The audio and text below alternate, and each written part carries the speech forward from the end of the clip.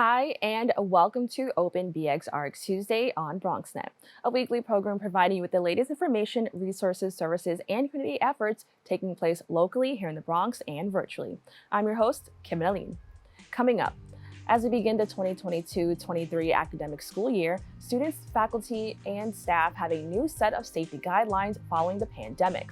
A reporter from Chalkbeat joins me to discuss all you need to know for the upcoming school year. What virus prevention measures will New York City schools take this year?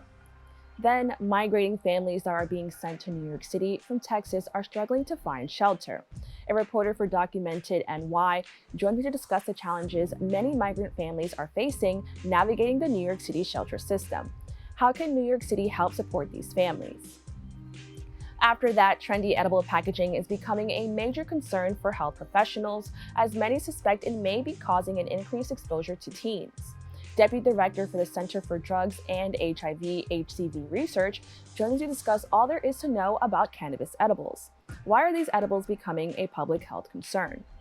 And finally, in an effort to promote financial literacy in the Bronx, Organization Neighborhood Initiative Development launched the Financial Literacy Ambassador Program. Director of Community Engagement and Executive Director joined me to discuss the mission of this program. How will financial literacy lead to better outcomes for lower-income families? So please stick around. Open BxRx Tuesday starts now.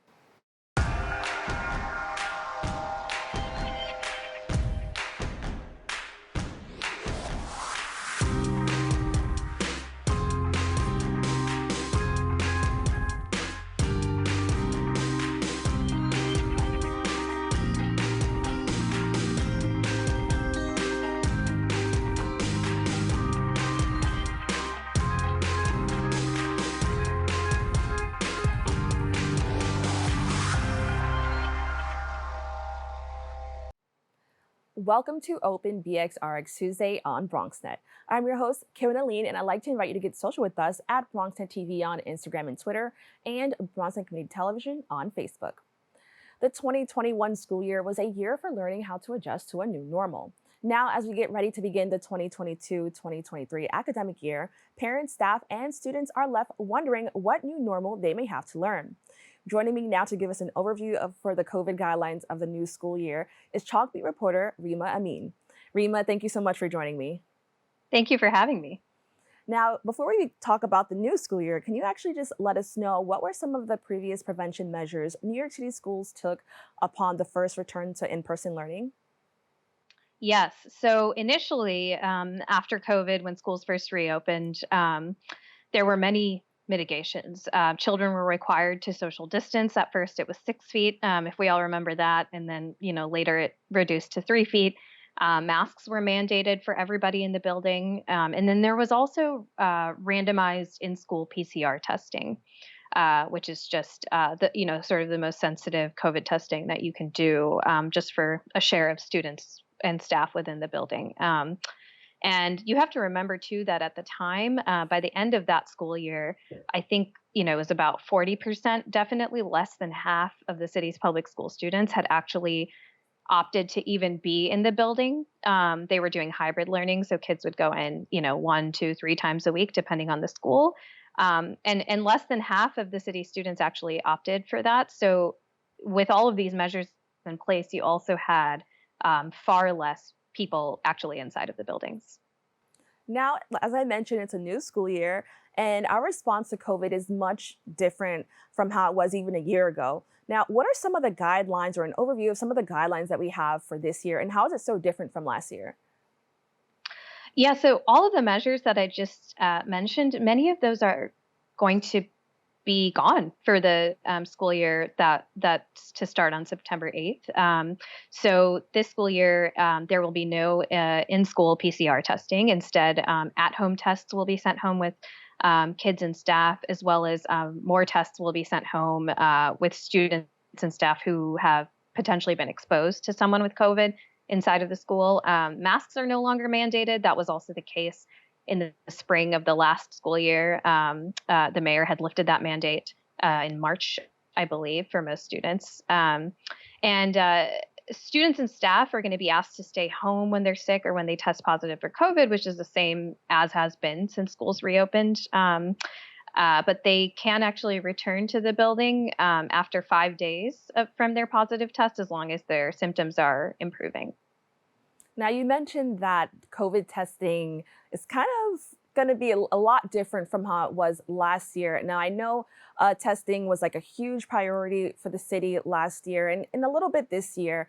How do you think that's going to just affect students now that they no longer have to worry about testing in regards to school?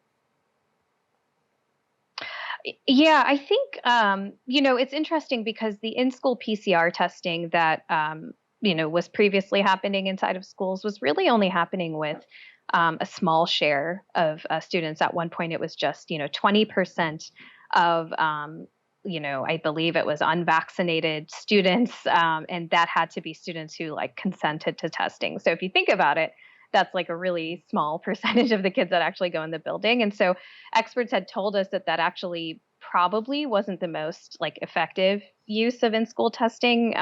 When you think about the cost of it. So my sense is that it's likely not to dramatically impact students and staff and how they're thinking about COVID.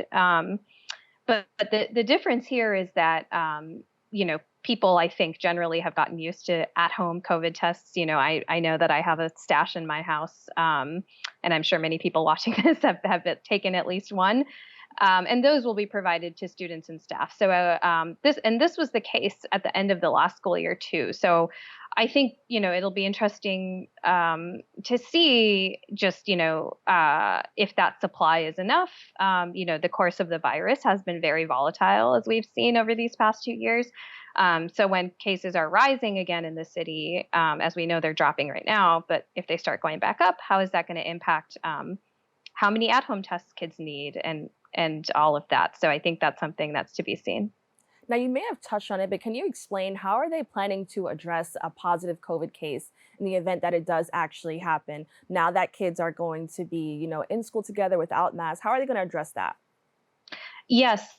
So the Department of Education is strongly urging families of students and staff who test positive for COVID are supposed to stay home. Even if they start displaying symptoms, they are asked to stay home and not show up to school. If you do test positive for COVID, what the DOE has said is that you must isolate or stay home for 5 days. If your symptoms begin to improve after those 5 days, you can return to school, but you must stay masked inside of the building from that day of return until through day 10 of either. So that means 10 days after you've tested positive or 10 days after you started showing symptoms. Sometimes we will show symptoms of COVID and test positive later. And it's important to remember, though, that there really, there is no requirement to show proof of a negative test. It's such a large school system. So what happens on the ground at certain schools, sometimes, we don't know. Maybe there's a school out there that's like requiring kids to show a proof of negative test. But in general, that is not required under these new DOE guidelines. So it's a bit of an honor system. Now, the use of masks have been very controversial in school settings for a very long time. And you mentioned that children, I think the teachers as well, are going to be, they're not going to be required to wear them in school. Do you think that, this could be possibly a better outcome? Or do you think that, we should still kind of use masks because they're in such close proximity to one another? What I can say is that the CDC, the CDC had recently released its COVID, recommendations for school settings, and in those guidelines, they have recommended that masks should be worn in schools that are in communities with a high COVID transmission rate. I'm actually not 100% sure if the transmission rate is still high in New York City, but I know it was, just a couple weeks ago when the city announced how it would handle COVID mitigation for this school year. And so, that's the recommendation of the CDC. And the DOE has also sort of, in their guidelines, you'll see that they sort of strongly encourage students and staff to wear masks. So I think still though it's a very personal choice. As you said, it's been a very charged conversation.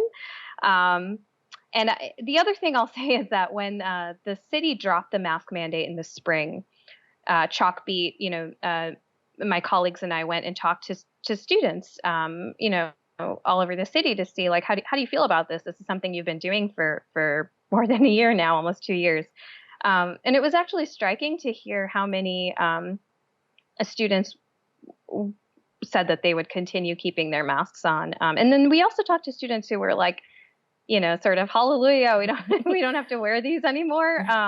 So I just think the response is certainly going to be mixed, and I don't think it's going to be surprising though if you do see a large portion of kids in certain communities or schools that have been heavily impacted by COVID to keep wearing masks. Now, I really like to know what is the update on vaccines, especially because we may have a lot of new kids who are entering school for the first time. What's the update on that? Yes, so there is no vaccine mandate for students for New York City public schools. Staff is still required to be fully vaccinated against COVID. This was also the case last year, even under the previous administration, under former Mayor Bill de Blasio. And also, vaccines are required for any visitors to school buildings, but again, they are not required for students. However, if you are a student that is participating in what they call a high risk extracurricular activity, so think like sports, potentially like, dance, those students are required to be fully vaccinated. And the mayor had sort of indicated that this was many months ago. He had said that he would be interested in a COVID vaccine mandate for students. As we know, students are required to get a list of, or be vaccinated against a list of diseases and illnesses before they even enroll in public school, and throughout grade school.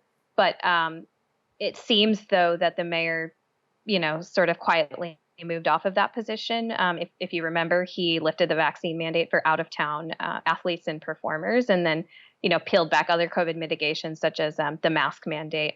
Even though while his administration is still strongly encouraging people to wear masks, so doesn't seem like that's on the horizon or that's coming anytime soon. So I guess we'll see if there's a change to that. So, where can parents go to learn more about COVID safety measures taking place in New York City schools? Because as we know from last year, things constantly change all the time. Yes. Well, I would definitely encourage anyone to keep up with our news website at chalkbeat.org/NY, like New York. But also, of course, the Education Department has a list of its new guidelines on its website. If you just go to, the New York City Department of Education main website, that you can find the COVID guidelines there. All right. Now I have one more question. I want to know what is your overall, or what have you heard from, a lot of students and families in regards to the new upcoming school year? Um, you know, I think that last year there was a lot of nervousness and a lot of excitement among families. It was really a mixed bag. Some kids were going back to school full time for the first time since March 2020, and I think there's not a ton of that same feeling this year.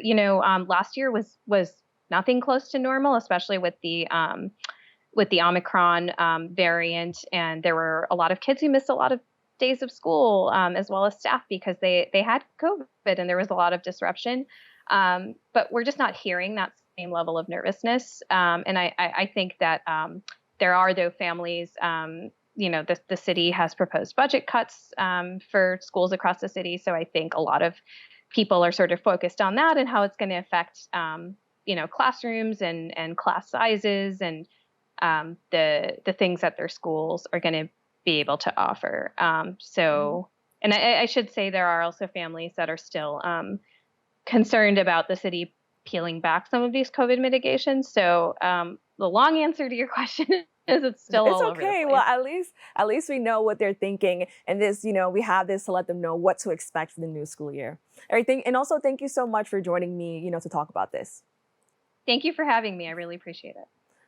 We'll be right back with more Open BxRx Tuesday.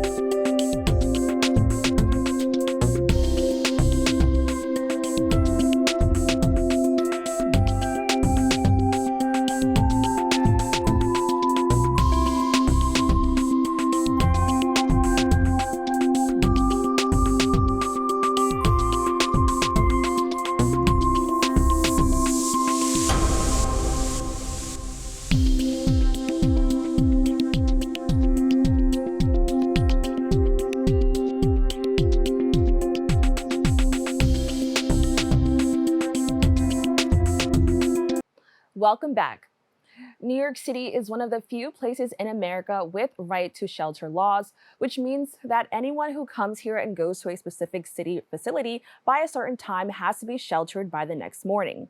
However, for many migrants coming to New York City, this task can be a challenge. Joining me to discuss the journey through New York City shelter systems is Amir Khafagy, member of Report America and labor reporter for DocumentedNY. Amir, thank you so much for joining me. It's a pleasure to be here. Thank you for having me. Now, I mentioned this a little bit, but you wrote an article with Julia. Can you just talk about what prompted the both of you to write this article following a migrant's journey through the New York City shelter system? Well, being Documented New York is the only newsroom in New York City that focuses on the immigrant experience in New York. There's a lot of other immigrant newspapers and news outlets in New York, but it's the only news outlet that focuses on the entirety of the immigrant experience in New York, regardless of where they country of origin are. And given the fact that New York City is a city of immigrants, and we have a lot of reach within different immigrant communities throughout the city, we realized that it was really important for us to cover one of the most important migrant or immigration crises that's taking place in the city at this moment. We were hearing reports from community organizations and mutual aid groups such as the South Bronx Mutual Aid Organization that many of the migrants that were coming from Texas, that were being sent here from Texas to New York, were not being given adequate shelter, or they were facing a myriad of issues that was taking place within the shelter system, and that they didn't have the support that they desperately needed. So hearing that, we realized that Julie and I realized that it was important for us to really cover the story in a way that probably wasn't being covered anywhere else. Now, I talked about it a little bit, but can you tell us a little bit more about the right to shelter laws that we have here in New York City and what that means for so many migrant families? Well, I'm not an expert in the right to shelter laws, but what I do know is anybody who needs shelter in New York City is required. The city is required by law to give them that shelter. So you can show up. Theoretically, you can show up at any of the city shelters or city homeless intake centers, and you cannot be denied city shelter. And I know this dates back to a court case in which the courts ruled that the city had to provide shelter for anyone who is in need. So it's unique. Not many cities have such a, I don't want to call it a program, but they don't have such a stipulation. So many of the migrants who are coming into New York, and I think it's almost now nearly 8,000 migrants and growing, are coming from buses from Texas, and they're now entering a system that is overburdened and overtaxed, a system that was barely functioning to begin with, but now the migrant crisis has really brought to a head how poorly run and how poorly functioning the city shelter system is. So in this article, we can see that you actually, spoke to a few of the migrants, and two of them were Jorge and Alexandra, and they explained that they were actually turned away after being admitted into a shelter. Why is this happening to so many migrant families right now? Well, Julia was able to speak to those particular migrants because she had noticed that they were kind of camped out at City Park, not far from, I believe, if I'm not mistaken, it was the 30th Street shelter in the east side of Manhattan. And in their particular case, they found the shelters to be dangerous. And that's very interesting. If they found the shelters to be dangerous and unsafe, you gotta remember, these migrants came from a journey that probably took 3 months, right? They came from Venezuela through the jungles of the Darien Gap, which is between Panama and Colombia, and is very notoriously dangerous, and came through Central America to Mexico, then to Texas, and then all the way to New York, a very dangerous journey.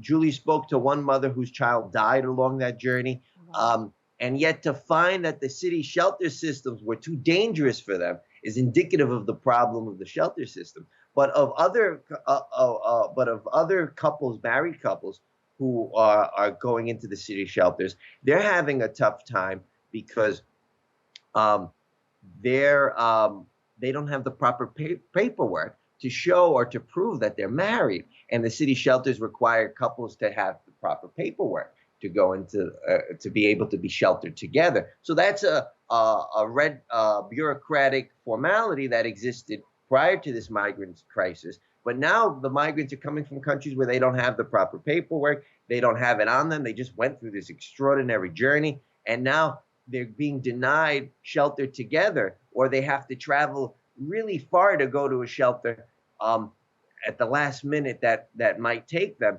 And that's a big might. So some families are preferring to sleep on the street together than to be separated in these shelters. So the city has to really do something to ensure that these migrants families are able to stay together despite paperwork and documentation or whatever.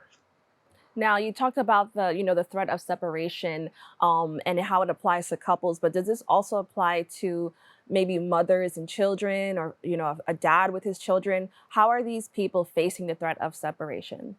Well, we're hearing on the ground that many of the men are being separated right off the bat. They're not being allowed to be sheltered with their families. That's something we've been hearing on the ground, and that seems to be a big problem. But also, we're hearing on the ground that aunts and uncles aren't being able to stay together. So larger family units are being separated. Again, this is something that we're hearing anecdotal on the ground. We haven't had hard evidence that shows that this is something that is happening, but we spoken to enough people to feel like this is something that is occurring. And we're also hearing it from community groups and the different mutual aid groups that are working with the migrants. So it seems to be a larger problem. And the city has said that they will address it. First, the city's sending a mixed message, right? At one end, we're hearing that families aren't being separated. And then on the other hand, we're hearing, yes, well, if it does happen, we're going to address it. This shouldn't be. And I think a lot of this could be fixed if the city were able to create an intake center that addressed the specific needs of the migrants coming into the city right now. And the city has said that they were going to do this, and several weeks have gone by, and we still don't know any details of whether or not they're going to create a specific intake center for the migrants coming in from Texas. Now, this entire situation is part of a larger issue. As ABC reports, Texas Governor Greg Abbott is sending these migrant families to Democrat-run cities as a way to pressure President Joe Biden to crack down at the border. What are your thoughts on this, and what could be the long-term repercussions of an action like this? Well, obviously, the Texas governor is using these vulnerable population, these migrant people coming from Texas, as pawns in a political game for his own hopes to become president one day, right? He's using them and to boost his own image, and inherently it's a racist tactic, right? Because these are mostly immigrants of color trying to come to the border and trying to come to America for some semblance of a better life, and to be given this one-way bus ticket to New York. And many of them don't have any connections to New York. They don't have families in New York. They don't even know why they're going to New York. Is completely cruel, it's wrong, and it's racist right off the bat. But we also have to ask ourselves, why are we having such a big migration migrant crisis at the border right now? Many of the families we spoke to, and many of the families that are coming in to New York, and the migrants coming into New York, are refugees from Venezuela, and many are fleeing Venezuela because of the harsh economic realities in Venezuela. That's a result of no small part to the sanctions we've imposed on Venezuela. So we're seeing a national issue, we're seeing a local issue, but we're seeing an international issue that's directly tied to economic, international foreign policy. So there wouldn't be a big migrant crisis at the border right now if there wasn't so detrimental sanctions imposed on Venezuela that's harming its economy. And then we're seeing, when the migrants do come, we're seeing them used as political pawns to boost the Texas governor's national profile, and that's completely wrong. And then we're seeing them when they finally come to the city is not prepared to handle them, because the city is barely prepared to handle the economic refugees that we have in this city who can't afford the rents in this city. That are displaced because of the high rents, displaced because of many of the fires that are occurring. Some are still displaced from Hurricane Ida just last year, and so the city's social safety net has been in disrepair for many years, and this is putting great pressure on an already fragile system. And hopefully this can expose how fragile the system was to begin with, and how we can make greater change and to reform the system. Now, you wrote a really, with a partner, you wrote a really great article. Where can people go to actually read that article and learn more about this in detail? You could read our article, Julia's and I's article, on Documented New York, as well as many other fantastic and amazing articles by a fantastic group of staff writers, and as well as freelance writers, on DocumentedNYork.org. All right. Thank you so much for joining me. Thank you so much. It was a pleasure. I really enjoyed this interview. We'll be right back with more Open BxRx Tuesday.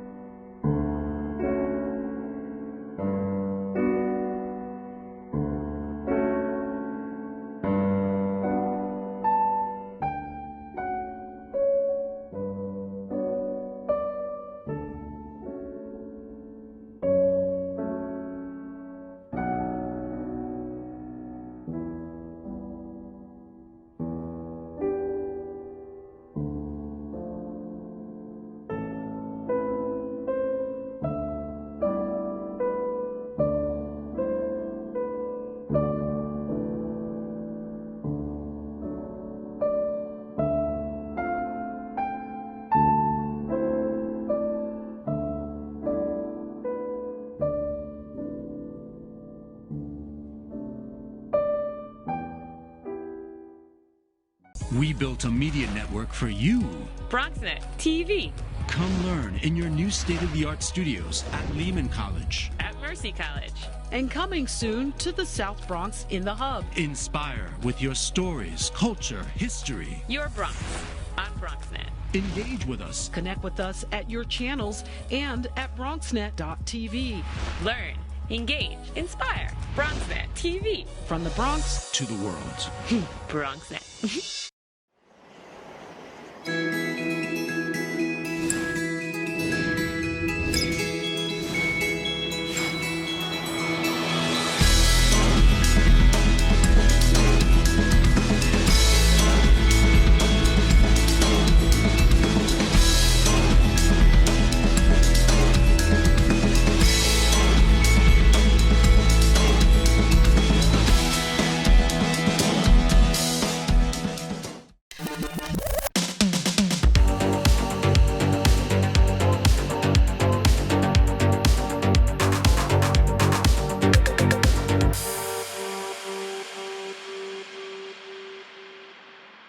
Welcome back.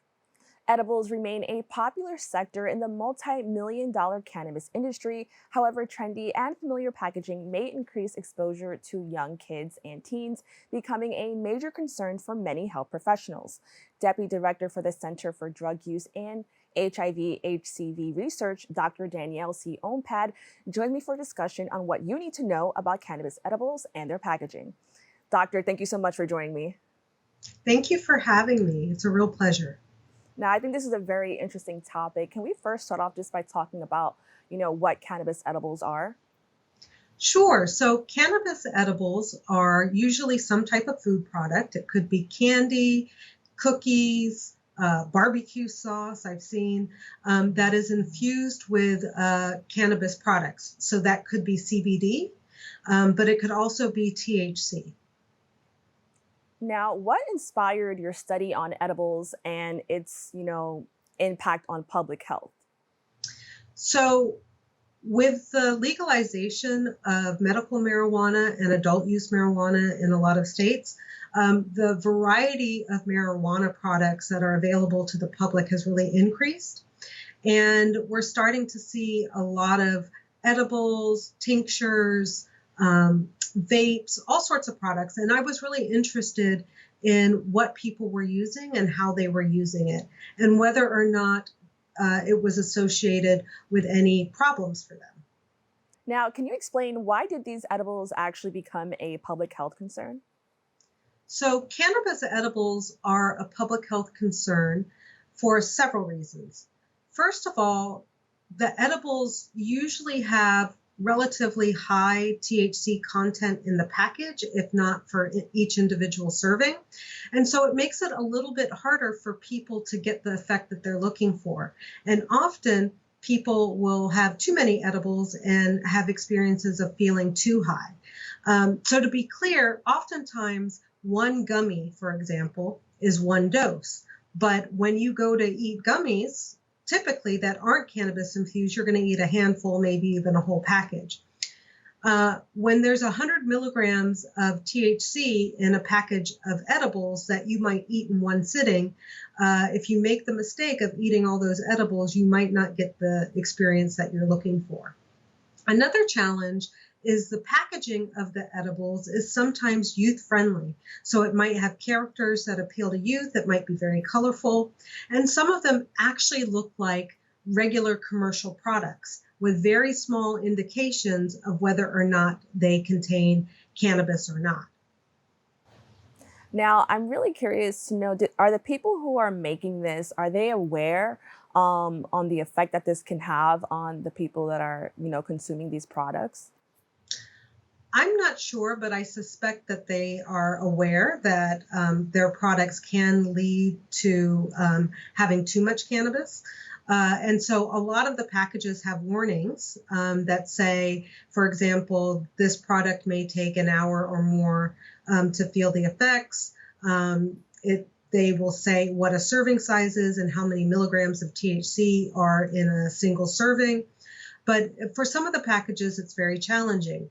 So in states like California, Their adult use regulations say that each edible package can only have 100 milligrams of THC, and each serving has to be clearly defined and keeping no more than 10 milligrams. So, for example, you might get a 100 milligram package of cannabis gummies that will contain 10 gummies of 10 milligrams each, or 20 gummies of 5 milligrams each. However, we have seen some products that are not as easy to dose. So we received a photo of Doritos that were infused with cannabis. It was a snack size package of Doritos, so something you would eat in your lunch, but it contains 600 milligrams of THC in the entire package. Now, these are chips. It is unclear how many milligrams of THC is in each chip. And then in addition, what happens when all those chips crumble? How do you figure out what the appropriate dose is? Keep in mind that the National Institute on Drug Abuse suggests that a dose is somewhere around 5 milligrams. Some people use 10, 20, or 30 milligrams, but nobody really needs to have 600 milligrams in one setting. That's probably not going to give you the effect that you want, and you may actually end up in the emergency room not feeling all that great. Now, we just saw a photo of the Doritos package, and I'm really shocked to see how closely it resembles a regular bag of chips. Can you just talk about how the packaging has contributed to the problem that we're seeing with edibles and maybe its exposure to young people? Yeah, so that package is pretty striking. I will say that in our study where we asked people to send us cannabis packaging photos, only about 8% of the edibles were actually lookalikes or copycats. And so the challenge with these is if you are not paying close attention, you're going to think, oh, these are just nerd ropes. These are just Doritos. I'm just going to eat the whole package.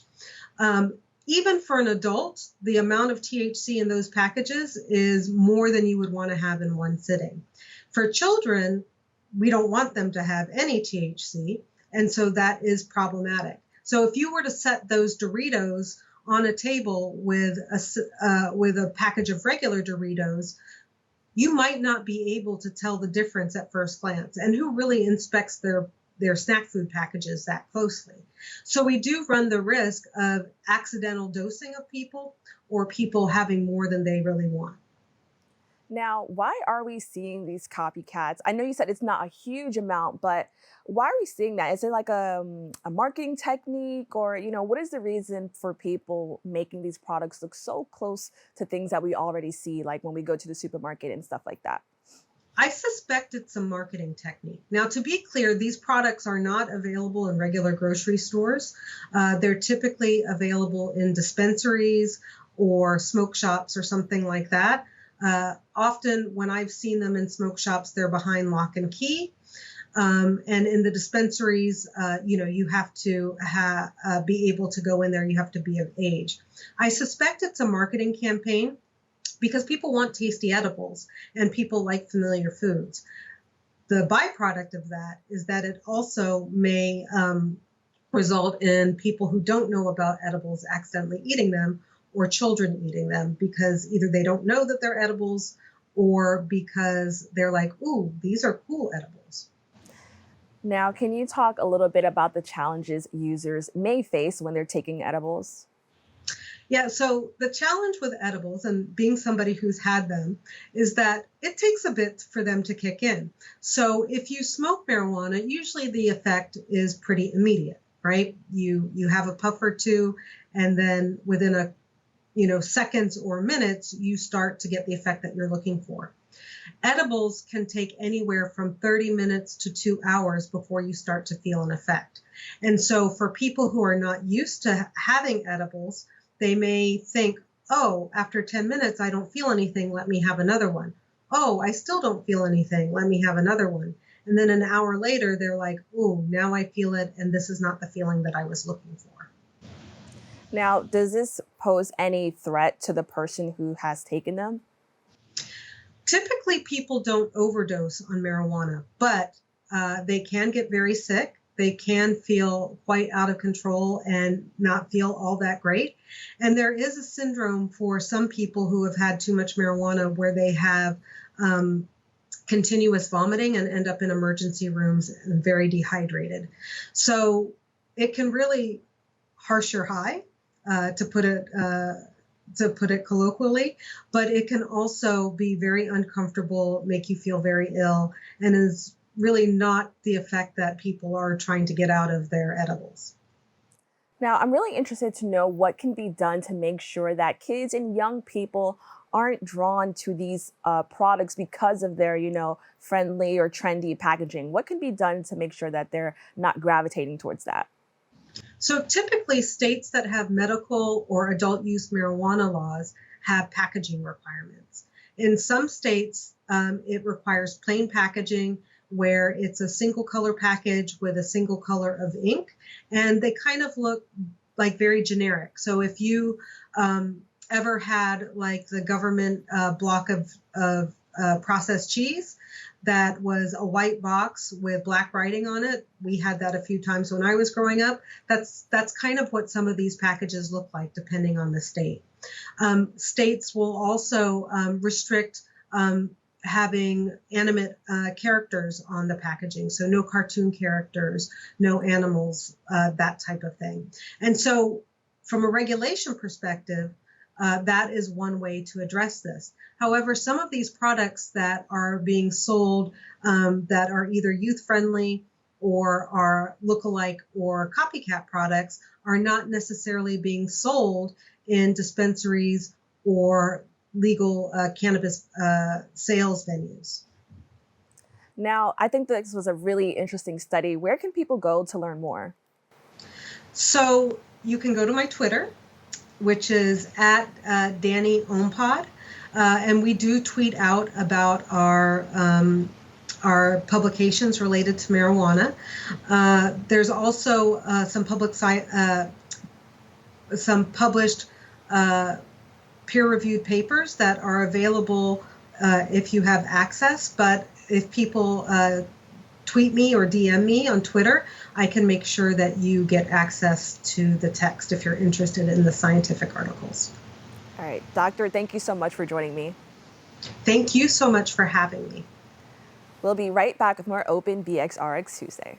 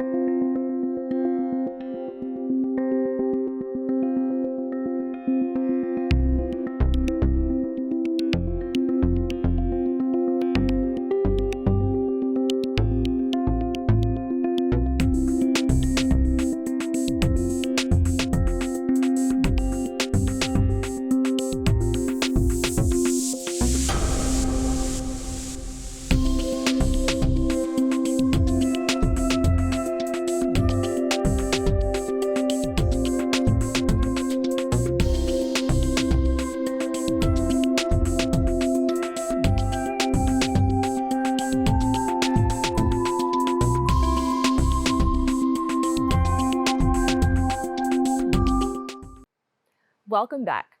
In an effort to promote financial literacy amongst Bronx families, organization Neighborhood Initiative Development Corps launches the Financial Literacy Ambassador Program.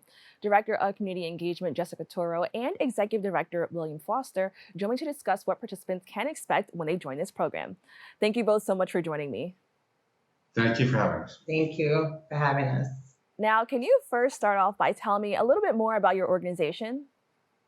Sure, I'll answer that. Neighborhood Initiatives is a youth and community development nonprofit organization in the Northeast Bronx. We're celebrating our 40th anniversary this year, and our mission is to prepare our youth for a bright future and to help build strong neighborhoods.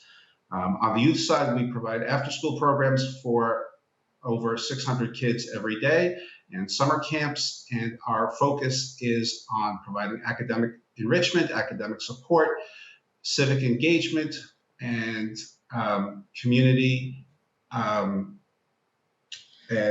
leadership development and social emotional learning. And we work with parents to give them the support they need to help their kids get through and to be able to get to the places that they want to go.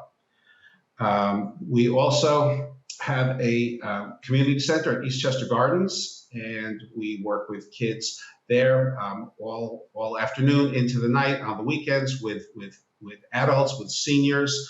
On the community development side, we assist landlords and tenants with negotiating any challenges that they have. We work with tenants on eviction prevention. We're assisting people who are in the shelter system in getting into apartments. We provide workshops for landlords and tenants. We work also with other smaller community groups to help strengthen their membership and to be able to reach out into their communities to make their places that they want to be able to live and stay. So you provide so many programs, which is amazing, but one of the programs we want to talk about today is the Financial Literacy Ambassador Program. Can you tell us a little bit more about that? Absolutely. The Financial Literacy Ambassador Program is a series of workshops, both virtually and in person, that that teaches teens about the basic concepts of finance. So they learn about savings, they learn about investing, entrepreneurship.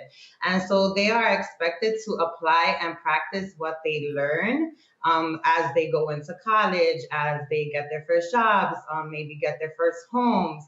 And they are also asked to share what they learned with their family and friends. Now, what was the inspiration behind actually creating this program? Sure. So we surveyed the teens in our community through the New York City participatory budget that came about through the Task Force of Racial Inclusion and Equity grant with the CEC, the Civic Engagement Commission, and YMI, the Young Men's Initiative. And so when we surveyed the teens, 70% of them voted on financial literacy education. And we were super excited about that because we strongly feel that when we educate our teenagers early, or even our children early, they're able to apply those concepts and what they learn into their lives to help them build better futures for themselves. Now, I know recently a lot of people and a lot of organizations have been, promoting financial literacy. Can you explain, how this actually leads to better outcomes for lower income families? Sure. So financial literacy really starts with having a goal, having a plan, and the financial literacy is really all about the tools to help people achieve those goals. By being financially literate, families become educated consumers, and they're able to maximize the power of their money and make decisions that are going to prepare them for greater stability today and financial independence tomorrow. A couple of simple examples are people who use a check cashing service wind up, if somebody is making $15 an hour, they're working a full-time job, they wind up spending over $800 a year just on that check cashing service, as opposed to having a bank account and not having that money available to put away for savings or to have to do whatever they want, really, but to be able to have that choice. Another tool of financial literacy is to be able to budget and track your expenses, and knowing that being an educated consumer is really the one of the major paths to that financial independence. Using a convenience store is not going to you pay for that convenience.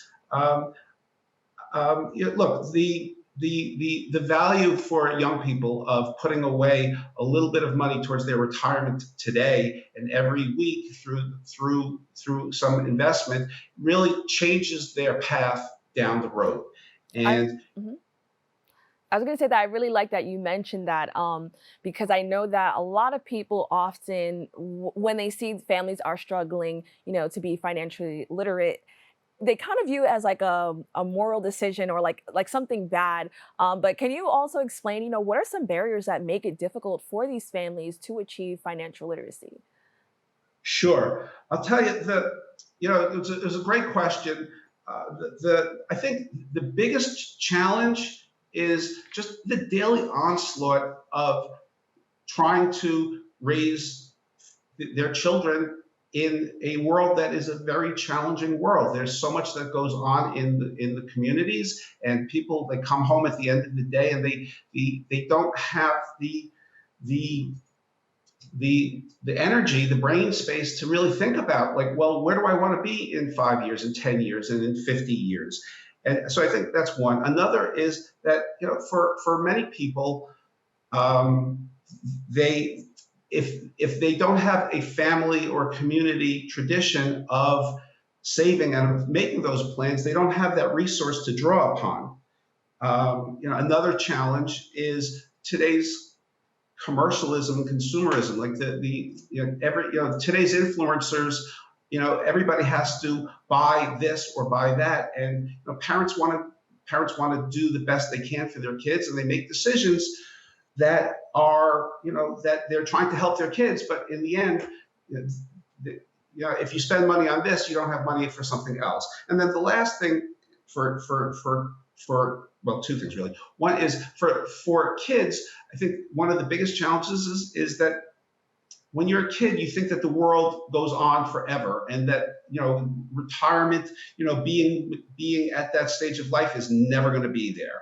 And as many of us come to learn, we do get there, and if we haven't been preparing all along, we wind up in a place where we don't have that ability to be financially independent. And really, that's the goal. And just the last thing with that is, for many people in the Bronx and many people in the United States overall, like, building wealth is an intergenerational prospect. We don't just come and everybody just doesn't come and make $1 million today or tomorrow. My grandparents came here with nothing, and so many of the people came with very little, and they make sure that their kids go to high school and to college, and that their kids, and so they are able to pass that on. But if you don't have those traditions, if you don't have people saying, well, what is your plan, then you're not going to get there. And so, the value of this program is, and the value of overall of financial literacy is to bring that awareness to people, into people's consciousness, and help them think, where do I want to be? How am I going to be able to make that happen down the road? So I really want to know, what will a typical day in the program look like for these teenagers? So we do have the virtual and in-person sessions. During the in-person sessions, the teens will come in and they're able to participate in activities, all while learning a couple of topics, because during each session, they do go over a couple topics at a time, right? Because it was a 6-week a 6-session program. So they participated in those activities that they had in the workbook. But when they were virtually, they were able to review review what they're learning, and then also were given an assignment where they then are able to share that at the next in-person session. So it was one session would be virtual, the next session would be in person for that purpose, and so they were learning all of these basic skills throughout those 6 weeks. Now, as a director of community engagement, what are some long-term goals or just like overall things you hope that these teenagers get from this experience? Sure. So we hope that they learn what we would say are basic financial concepts, right? And they learn how to save, most importantly, save, right? Learn the difference between the wants and needs, because our young children, and I would say even adults, we often confuse that. And so we spend money on things that we don't really need to, but just having that understanding of what these basic financial concepts are, how they can benefit them, not even affect them, how they can benefit them in the long run, and just apply that to their life and practice that during the different phases that they going into, such as starting college, buying their first homes, maybe buying their first car, and even for some, as they become adults, they moving out, so they have to handle those finances on their own. So we just hope that they obtain all the tools that they need to be able to make those better decisions for themselves, and help their family and friends also do that, because like Mr. Foster mentioned, a lot of the times they don't have that example at home. And so maybe they are the first to introduce budgeting to their families, introduce how to invest their money. And so we just hope that it can be the beginning of a change, not only for them, but for the entire family. So we're going to have the social media on the screen so people can learn more about your organization and how to sign up. And I also want to say thank you so much for joining me. Thank you for having us. Thank you very much. That's all for our show today. Thanks for tuning in. I'm Kibin Alleyne, wishing you and your safety and wellness now and always. See you next time.